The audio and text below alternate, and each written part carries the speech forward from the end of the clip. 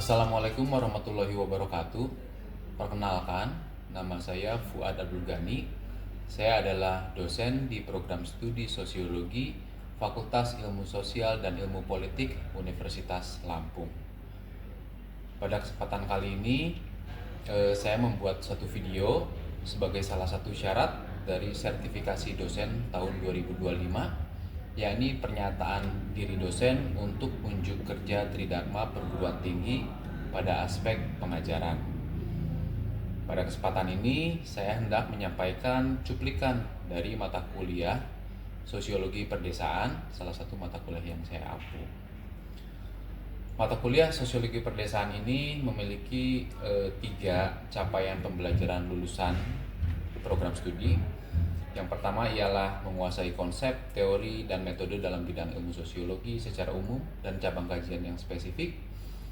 Kemudian mampu menerapkan pemikiran logis, kritis, sistematis, dan inovatif dalam konteks pengembangan atau implementasi ilmu pengetahuan dan teknologi yang menerapkan dan memperhatikan nilai humaniora sesuai dengan bidang keahliannya.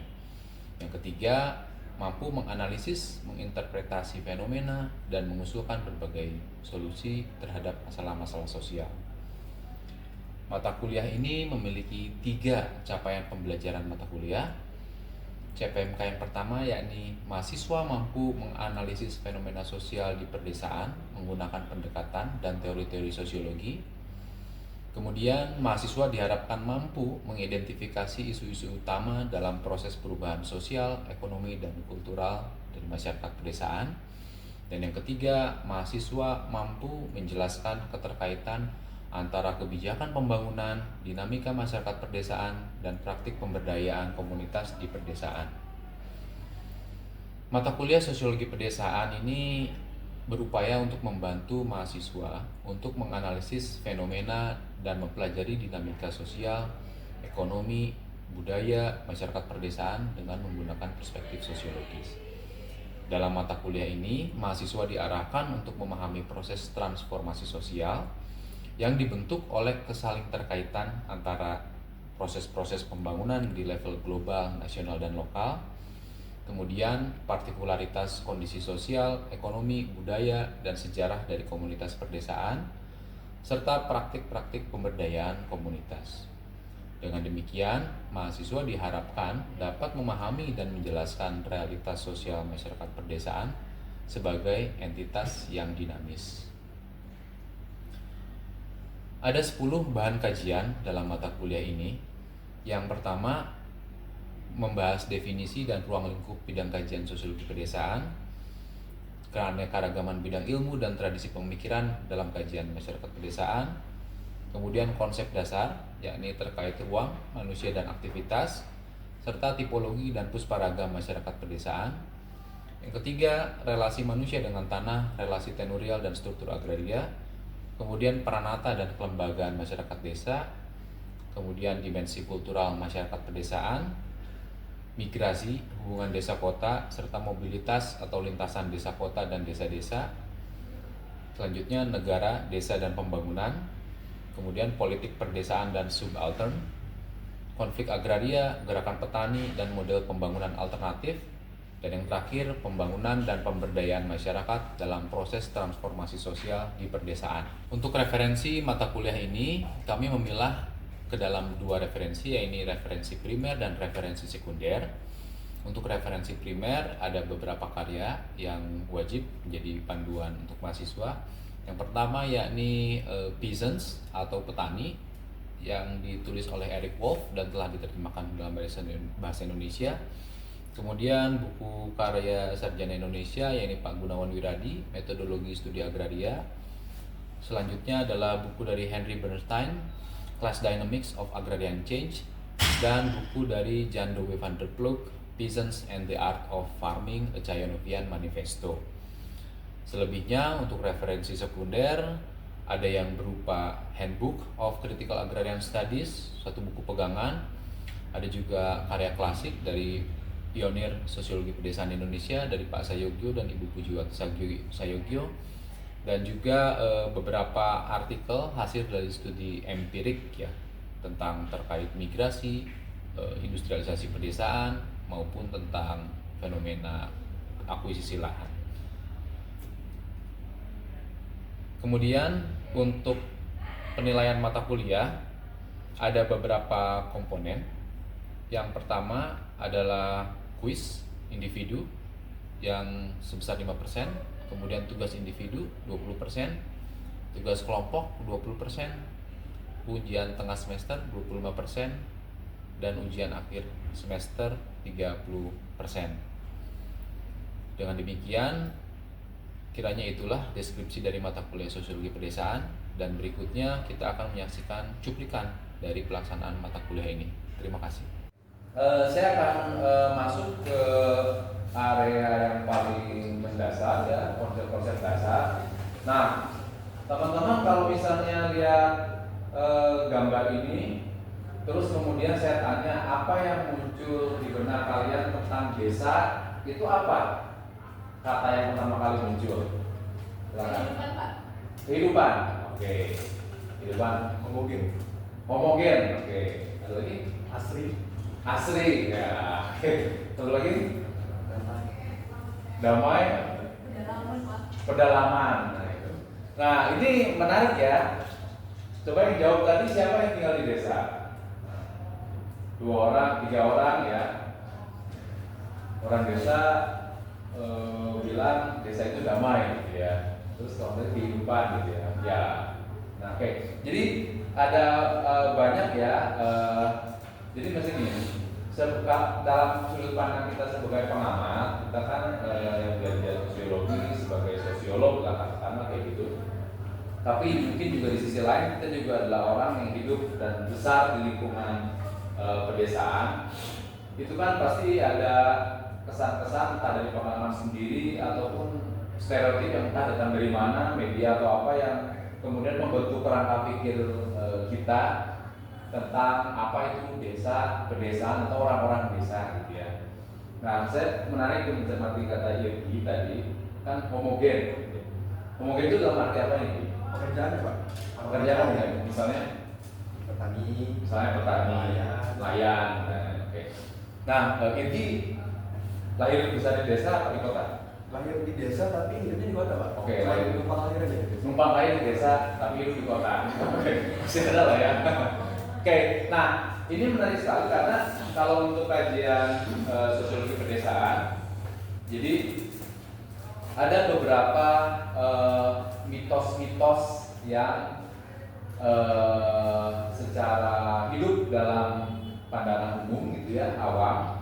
Tetapi kalau kita baca atau lihat secara lebih spesifik, khususnya dari studi-studi empirik kajian pedesaan, mitos-mitos itu terpatahkan. Salah satunya adalah soal homogen itu. Nanti saya akan tunjukkan. Misalnya, oke, memang mungkin sebagian umum adalah petani, tapi apakah memang hanya petani semua? Atau misalnya dulu memang dominasinya bertani, tapi apakah kemudian sekarang masih sama seperti dulu bertani? Nah, ada pertanyaan seperti itu. Nah, ya ini tipikal ya. Mungkin ini juga yang memberikan gambaran teori tadi, seakan-akan kan homogen gitu ya di semua wilayah pedesaan. Tapi sebelum sampai ke sana, kita lebih baik memilah dulu 3 hal ketika mau masuk ke bidang kajian sosiologi pedesaan itu. Kan ada kata perdesaan ya. Asal katanya kan desa. Nah, apa sih desa itu? Jadi desa itu kan bisa seringkali kan mengacu ke tempat ya. Jadi tempat, tapi juga ruang. Nah, ini 2 konsep yang berbeda tuh. Kalau tempat kan seringkali mengacunya kepada satu teritori fisik ya, yang melekat dengan bumi gitu kan. Tapi kalau ruang itu nggak cuma tempat atau ruang, nggak cuma ruang fisik, tapi ruang itu suatu tempat itu menjadi ruang ketika ada aktivitas, ada orang di sana dan ada aktivitas. Makanya kalau ada teori tentang produksi ruang sosial yang di Lefebvre gitu ya, itu dia mengkonseptualisasikan ruang itu sebagai bukan hanya tempat fisik, tapi karena ada orang, ada aktivitas di situ yang selalu berproses. Nah, Jadi ya ada aspek fisiknya, ada aspek sosialnya, dan mungkin lebih lengkapnya aspek-aspek geografi, ekologi itu akan membantu kan kita untuk memahami apa sih yang disebut wilayah desa atau perdesaan, gitu ya, rural atau rurality. Gitu. Nah, kemudian manusianya kan, yang pasti kita kan urusannya sama sosiologi, kehidupan sosial, sama manusianya. Nah, kategorinya sebetulnya dua saja. Ada yang agrarian based communities atau orang-orang yang hidupnya memang dari tanah, ya, dari sumber daya yang berbasis tanah, tapi bukan hanya tanah, sebenarnya laut juga kan, pesisir laut itu juga bisa termasuk dalam agrarian based. Dan yang non agrarian, PNS, kepala desa, masuknya agrarian apa non agrarian? Saya sampai ini.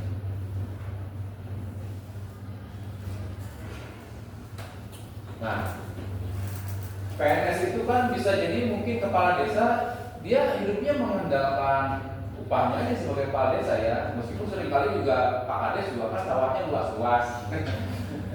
Tapi juga kan, misalnya kalau ada ini yang punya usaha transportasi gitu, bisa saja mungkin di desa itu dia usaha transportasi ya, hasil bumi, tapi mungkin dia tidak hidup dari bertani gitu ya utamanya.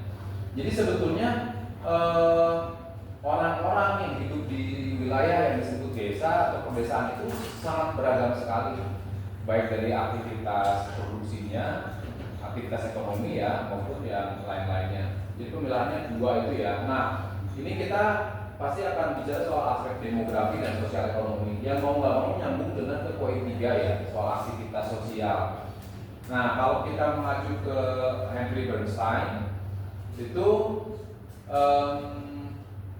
ada dua hal lah, aktivitas produksi dan aktivitas reproduksi ya, yang dilakukan oleh komunitas itu. Aktivitas produksi itu apa? Aktivitas di mana orang-orang secara bersama-sama itu memproduksi sarana-sarana hidup supaya bisa hidup terus. Dan kalau reproduksi ya aktivitas untuk memaintain atau membina agar komunitas itu baik secara fisik maupun sosial bisa langgeng. Nah, sebelum saya masuk ke konsep desa, saya lupa untuk mengabarkan beberapa buku ya, referensi yang akan kita pakai. Jadi ini balik lagi ke tradisi pemikiran ya, sama bidang kajian ruang lingkup. Untuk di Indonesia, tentu saja teman-teman perlu baca bukunya Sayogyo, Pak Sayogyo dan Ibu Pujiwati Sayogyo, itu istrinya. Mereka lah pionir ya, bisa dibilang salah satu babon gitu ya dari kajian sosiologi perdesaan di Indonesia. Ini buku lama tapi masih relevan untuk dipakai. Nah, kemudian juga satu lagi adalah bukunya Pak Gunawan Wiradi, Metodologi Studi Agraria. Ini juga buku yang mendasar sekali, dan terutama aspek-aspek karena tadi orang-orang di pedesaan itu lekat hidupnya berbasis sumber daya atau tanah gitu ya, maka hubungan-hubungan orang dengan tanah atau sumber daya juga itu jadi relasi sosial yang berdasar. Dan di sini konsep-konsepnya dipaparkan dengan baik, ini bisa jadi panduan. Nah, keduanya Pak Sayogyo sama Pak Gunawan Wiradi itu kebetulan berkiprah di IPB, Institut Pertanian Bogor gitu ya. Nah, ini ada satu buku bagus yang teman-teman kalau baca buku ini bisa tergambar secara lebih utuh gimana sih pemikirannya Pak Wiradi, Pak Sayogyo dalam khazanah pemikiran agraria di Indonesia. Jadi Mas Ahmad Nasir Lutfi ini tesisnya, dia bukunya tentang sejarah pemikiran ya, melacak sejarah pemikiran agraria, sumbangan pemikiran Mazhab Bogor, dia menamakan itu Mazhab Bogor. Nah, ini salah satu tradisi pemikiran yang tumbuh di Indonesia gitu ya. Nah, terus kemudian kalau untuk dari luar negeri atau secara ini ya, kajian terutama di Eropa atau di Amerika, ada buku-buku terbitan Fairwood Publishing atau apa ya, pokoknya seri Icas gitu ya. Itu mereka, ini adalah buku-buku terkini, terupdate, terakhir tentang kajian-kajian agraria. Ini salah satunya adalah buku Philip McMichael, ini rezim pangan. Kemudian ada buku Chayano, Peasant and the Art of Farming, petani dan seni bertani gitu ya. Jadi ini mereka punya 10 buku kalau nggak salah seri. Jadi seri ini adalah merangkum pemikir-pemikir atau peneliti-peneliti bidang pedesaan dari berbagai macam disiplin yang kajian-kajiannya paling mutakhir lah, terutama di bawah payung Critical Agrarian Studies atau kajian agraria, studi agraria kritis. Nah, sehubungan dengan studi agraria kritis, kita juga beruntung di Indonesia. Jadi yang saya bilang tadi, studi agraria kritis itu mereka sudah bikin satu buku pegangan ya, handbook namanya. Jadi semua peneliti atau banyak peneliti dari yang ada di bawah payung studi agraria kritis itu nulis topik-topik khusus di sini, kumpulan. Nah ini beberapa tahun lalu lah baru diterjemahkan. Nah dan kebetulan saya juga nyumbang salah satu terjemahan di buku studi agraria kritis ini. Ini diterbitkan sama STPN Press, BRIN dan Buma ya. Jadi teman-teman bisa menelusuri banyak topik agraria di sini. Terus kalau misalnya untuk kajian empirik, salah satunya saya sempat riset cukup lama, riset lapangnya 6 bulan di Sorong Selatan di Papua Barat. Dan di situ saya mencermati soal industrialisasi sagu. Teman-teman bisa dapatkan di jurnal Wacana. Ini semua kajiannya khusus soal kajian Papua ya, berdasarkan riset empirik. Nah, artikel saya salah satunya di sini soal proses industrialisasi sagu. Nah, ini jadi bisa jadi contoh lah, salah satu contoh studi empirik. Oke, gitu teman-teman. Kalau ada yang minum silakan. Istirahat dulu. Sampai sini ada pertanyaan yang mau disampaikan nggak? Silakan. Ada yang sudah skripsi dulu nggak pasti ya.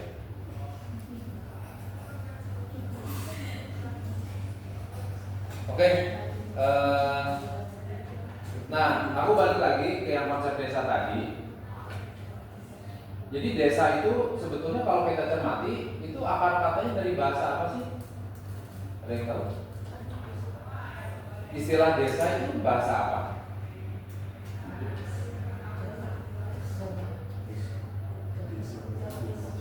Bahasa Jawa. Jadi desa itu sebagai satu konsep tentang satuan pemukiman wilayah itu berasal dari bahasa Jawa. Dan dalam konsepsi Jawa, desa itu punya definisinya sendiri. Misalnya secara ruang fisik bentuknya mencapat, ada satu desa induk, ada kemudian dikelilingi desa lain. Itu struktur masyarakat desa Jawa kayak gitu, bentuknya mencapat. Kalau ke Sumatera Barat, itu konsepnya beda lagi. Nagari itu nggak mencapat. Atau misalnya di Jawa Barat, orang Sunda itu kan lembur, bukan desa, lembur. Ke Papua itu istilahnya beda lagi, satuan wilayah pemukiman. Di Bali itu kan beda lagi, malah di Bali kan ada sisi Banjar ya, pasti di komunitas desa itu. Jadi kalau kita lihat di Indonesia, yang disebut namanya masyarakat desa di Indonesia itu tuh bentuknya berbagai macam, agak seragam. Gitu. Desa-desa di Lampung, desa transmigrasi itu kan karakteristik sendiri. Coba kalau lihat di peta kan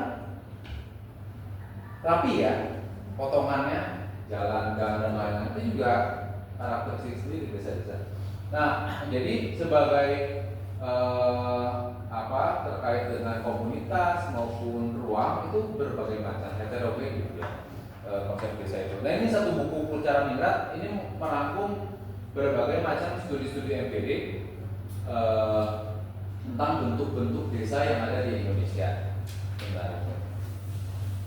Oke, nah kalau ini tadi Mas Edi lihatnya aktivitas ya. Iya, Pak. Nah di berbagai macam wilayah pedesaan itu juga aktivitasnya macam-macam. Nah, tadi tergantung geografi, ekologi, sumber dayanya apa. Ada yang petani sawah padi. Umumnya kan di wilayah-wilayah geografinya dataran rendah ya. Tapi juga ada yang pastoral, misalnya beternak ya. Di sana mungkin di pedesaan Afrika ternaknya unta kali. Nah, di sini kan peternaknya kerbau atau kerbau ya. Tapi ada wilayah-wilayah juga yang sudah mungkin tadinya hutan, tapi kemudian berubah lanskapnya jadi kebun sawit, gitu kan? Atau kebun tebu di situ. Jadi aktivitasnya banyak. Oke. Petani, nelayan, pastoralis, pekerja pertanian, gitu ya. Jadi semuanya kalau mengacu ke bukunya Bernstein itu classes of producer, gitu, kelas-kelas produsen. Kebanyakan ya mereka adalah produsen langsung. Petani itu ya orang yang langsung menciptakan kita makan.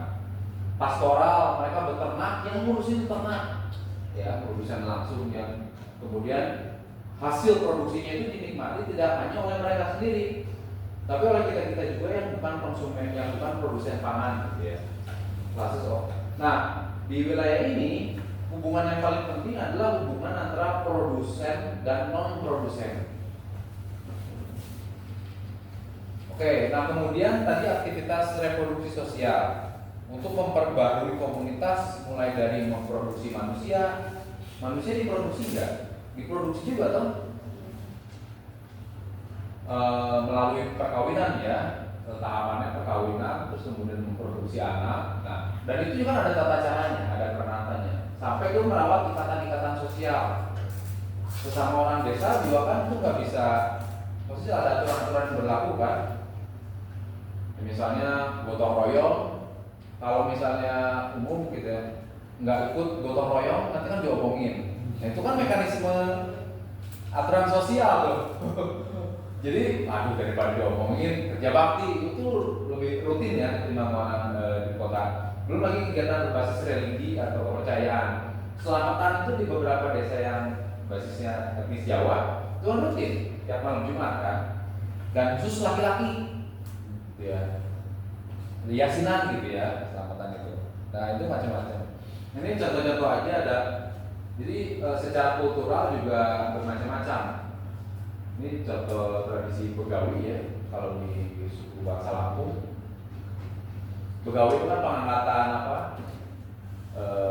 elit ya, elit dari klan gitu ya, atau kepala suku atau penyimbang atau siapa.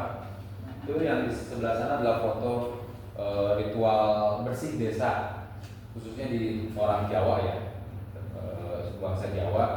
Jadi setahun sekali, biasanya dekat dengan bulan Suro ya atau Muharram saya lupa.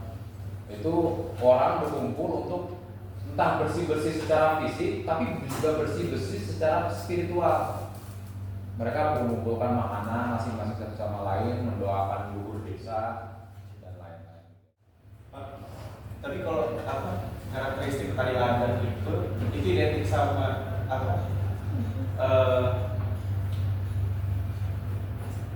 cakupannya di Indonesia aja atau memang satu Global sih seluruh di wilayah-wilayah terutama yang berbukit-bukit bergunung-gunung. Tapi kalau di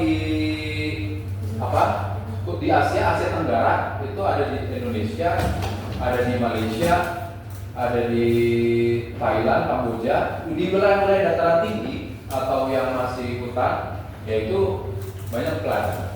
Orang Dayak juga petani ladang. Dari hutan berladang. Sulawesi juga di luar wilayah ini ya, Maros, Sulawesi Selatan yang produksi padi sawah ya, yang daerahnya gunung-gunung, bukit-bukit hutan itu berladang. Asia Tenggara yang Malaysia itu berladang juga. Jadi mereka berbagi karakteristik yang mirip gitu. berarti memang kecenderungan orang-orang dataran tinggi ini. Ya, umumnya di dataran tinggi, wilayah dataran tinggi. Itu mah ada satu kajian menarik bukunya James Scott. James Scott itu jadi pernah bikin satu hipotesis tentang sejarah masyarakat anarkis gitu ya di Asia Tenggara. Nah, yang mereka sebut masyarakat anarkis itu atau masyarakat yang non negara itu adalah masyarakat bertaraf tinggi yang salah satu aktivitas ekonomi berlatar. Makanya kalau kayak di kalian ke Baduy ya atau Cipta Gelar, aliansi antar kampung itu kan berarti satu sama lain relatif sederajat. Jadi nggak ada yang mau jadi bawahan dari yang lain. Kalau Mataram Jawa itu kan satu orang kontrol. Satu orang namanya raja, namanya sultan, dengan basis legitimasi bahwa saya adalah titisan dewa atau titisan ilahi, terus ngontrol semua orang dan semua tanah. Di masyarakat Padang tuh nggak ada tipikal orang yang gitu, nggak akan muncul. Beda gitu. Nah itulah. Tapi kan yang menarik itu sebenarnya kalau sekarang udah konteks negara Indonesia kan, karena kan kita juga ada pembangunan ya, pembangunan. Kita kan konteks negara itu kita bicara masalah apa? Kita kan konteks negara modern, udah ada bangsa negara Indonesia punya kebijakan pembangunan sendiri, tambang, apa. Nah, gimana program-program atau kebijakan negara yang sebenarnya industrialis itu bersinggungan sama masyarakat peladang, masyarakat dari sawah, apa dan lain. Jadi kalau kita bicara konflik gitu ya dalam hubungan negara dan masyarakat, itu tuh perlu lihat dinamika itu juga. Karakteristik masyarakat itu macam-macam. Nah, saking beragamnya di Indonesia, sebetulnya sosiologi antropologi itu jadi kunci karena kita tuh punya pengetahuan yang sedikit banget tentang masyarakat kita sendiri. Kalian aja belum tentu tahu gimana bisa ada berapa clan sih di Pepadu, itu belum tentu tahu gitu. Atau sejarah yang tadi aja, ya waterways yang mau di artikel bahasa Inggris waterways, orang-orang Lampung ini waterways, itu mungkin belum tahu karena kita ya harusnya kita lebih intens gitu, tahu masyarakat kita sendiri itu seperti apa. Ya karena jangan-jangan Lampung tuh bukan tentang pertanian aja gitu, ternyata ada loh dua segmen antara pertanian dan pelayanan untuk perdagangan. Iya, beragam banget. Makanya itu ketika ada program tentang pertanian itu sendiri, justru itu menutupi jalur perekonomian. Ya Tentang ini tadi peredaran itu Pak, peredaran dan pelabuhan itu. mungkin bukan menutupi tapi mengubah ya, mengubah. Tadinya kan orientasinya orang tuh kemana-mana kan di sungai, gitu ya. Bu Asnani pernah diajak Bu Asnani nggak? Dosen